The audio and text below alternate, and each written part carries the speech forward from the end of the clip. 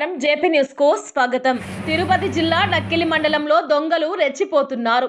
దేవుళ్ళ గుళ్ళల్లో హుండీలను కొల్లకొడుతూ పోలీసులకు సవాల్ విసురుతున్నారు. మండలంలో గత కొంతకాలంగా అనేక గుళ్ళల్లో దొంగతనాలు జరుగుతున్నా పోలీసులు దొంగలను పట్టుకోలేకపోతున్నారు. కనీసం ఒక క్లూ కూడా పోలీసులు కనిపెట్టలేకపోవడం గమనార్హం. దీనికి ప్రధాన కారణం దొంగతనం జరిగిన ఏ ఒక్క గుడిలో సీసీ కెమెరాలు లేకపోవడంతో పోలీసులు దొంగలను పట్టుకోవడం కష్టతరంగా మారింది. దొంగతనాలు జరిగిన గుళ్ళల్లో పోలీస్ క్లూ టీంతో ఫింగర్ ప్రింట్స్ కలెక్ట్ చేస్తున్నారు. అయినా ఫలితం కనిపించడం లేదు. డక్కిలి మండలంలో నిన్న దగ్గవోలు గ్రామంలో శ్రీ శ్రీ శ్రీ తలమ్మ అమ్మవారి గుడిలో దొంగలు పడి కేజీ వెండి కిరీటం, 500 గ్రాముల వెండి కళ్ళు, 35,000 విలువ చేసే డైమండ్ ముక్కు పుడక, 20 గ్రాముల బంగారు కాసులు, 35 గ్రాముల బంగారు తాలిబొట్టు, 1000 గ్రాముల వెండితో చేసిన వడ్డానం, 5 లక్షల డబ్బులు దోచుకెళ్లారని గ్రామస్తులు చెబుతున్నారు. డక్కిలి మండలంలో ఇలా దొంగతనం జరగడం ఇదేమీ తొలిసారి కాదు. గత 6 నెలలుగా అనేక గ్రామాల గుళ్లల్లో దొంగతనాలు జరుగుతున్నాయి. కుప్పయ్యపాలెం గుడిలో వెండి ఐరన్ కలిసిన త్రిశూలం, హుండీ పగలగొట్టి నగదు దోచుకున్నారు. కమ్మపల్లి గ్రామంలో 5 గుళ్లల్లో హుండీలను పగలగొట్టి దాదాపు 2 లక్షల రూపాయలు కొల్లకొట్టారు. ఇక అదే రోజు ఓ ఆచారి ఇంట్లో చొరపడి 30,000 రూపాయలు డబ్బులు, 4 తులాల బంగారం దోచుకెళ్లారు. తరువాత డక్కిలి కందరాయుడుపల్లిలో ఓ షాప్లో 50,000 రూపాయలు డబ్బులు, 30,000 విలువ చేసే వస్తువులను పట్టుకెళ్లారు. అంతేకాదు డక్కిలి పోలీస్ స్టేషన్ కు కూతవేటు దూరంలో ఉన్న వెంకటేశ్వర స్వామి గుడిలో హుండీని పగలగొట్టి నగదును తీసుకెళ్లారు.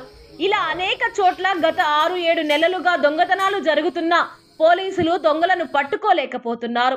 దీనికి ప్రధాన కారణం దొంగతనాలు జరిగిన గ్రామాలలో ఏ ఒక్కరి దగ్గర కూడా సరైన సమాచారం లేకపోవడం ఓ కారణమైతే, ఎక్కడా సీసీ కెమెరాలు లేకపోవడంతో పోలీసులకు క్లూ కూడా దొరకడం లేదు.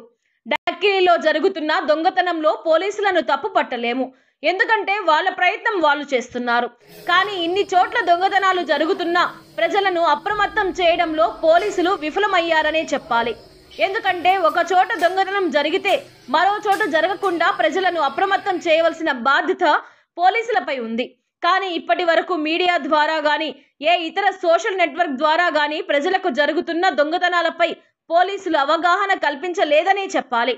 ఇకనైనా పోలీసులు ప్రజలను అప్రమత్తం చేసి మండలంలో జరుగుతున్న దొంగతనాలపై తగు సూచనలు, సలహాలు ఇవ్వవలసిన ఆవశ్యకత ఎంతైనా ఉంది.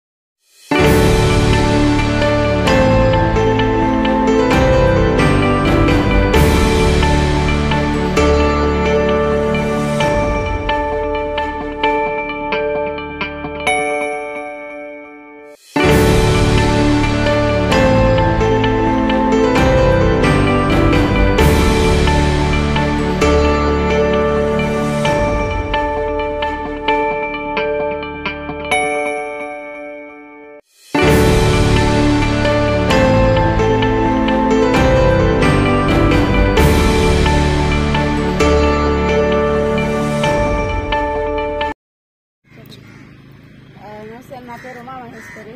ఇది మా కూల్ డ్రింక్స్, సిగరెట్ ప్యాకెట్లు అన్నీ ఎత్తుకెళ్ళిపోయారు. తాళం అది పని తాళం వేసుకొని వెళ్తాం, 1-2 తాళాలు వేసుకొని 2 తాళాలు పగలు కొట్టేసి పని చేశారు మాకు. నేను ఇంట్లో పండుకొని ఉన్నాను, కానీ బైక్ తాళం కొట్టేటప్పుడు నాకు మెలకు వచ్చింది. సరే ఏందే తాళం కొడుతున్నారని మెలకు వచ్చిన తర్వాత లేచి ఇట్ట గేట్ కాడికి వచ్చేలేకే ఆటో వెళ్ళిపోయింది. డోరు వెనక్కి వచ్చేసింది. అప్పుడు అన్ని దోసేసినారని అప్పుడు నా పెద్ద దోసి అందరిని అరిచేసినాను. ఆటోలో ఒక అబ్బాయి అంగడికి ఎదురుగానే పెట్టున్నాడు ఆటో. సరే నన్ను చూసి ఆటో వెళ్ళిపోయింది. మళ్ళీ బైక్లో 2 అబ్బాయిలు ఉన్నారు. ఆ బైక్ని వెనకాల బైక్ని నేను చూసుకోలేదు.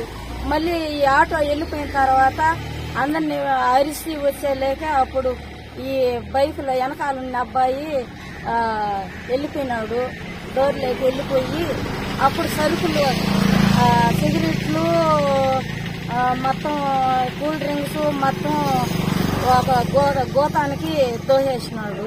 5 నిమిషాలకే మొత్తం గల్లాపీట్లో డబ్బు మొత్తం దోసేసి అందరు నడిచేలేకే బైకులో 2 వెళ్ళిపోయినారు. అంటే నేను ముసలిదాన్ని అందరినీ అరిసేలేకే బంకులోకి వెళ్ళిపోయి మొత్తం 5 నిమిషాల్లో మొత్తం సిగరెట్ ప్యాకెట్లు, గల్లాపీట్లో డబ్బులు, కూల్ డ్రింక్స్ మొత్తం అట్టే దోసేసినాడు. నేను అందరినీ వాళ్ళు వీళ్ళనే లేకే అప్పటికి చీకటిగా ఉన్నది. చీకటిగా ఉండేలేక నేను అసలు వాళ్ళకి గుర్తుపట్టలేకపోయినాను. కానీ అందరూ వాళ్ళు పక్కన వాళ్ళు తాళాలు తీసుకొని వచ్చేలేకే బైకులో మొత్తం ఎత్తుకొని బైకులో పెట్టుకొని వెళ్ళిపోయినాడు.